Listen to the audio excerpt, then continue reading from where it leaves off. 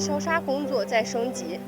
我们每天会进行不间断的消杀工作，针对旅客的一些密集场所接触的地方，比如说我们的候车区域的座椅、闸机、检票口这些地方呢，我们会进行强点的消杀。同时呢，我们在闭站后，包括开站之前，我们会有一个集中式的消杀。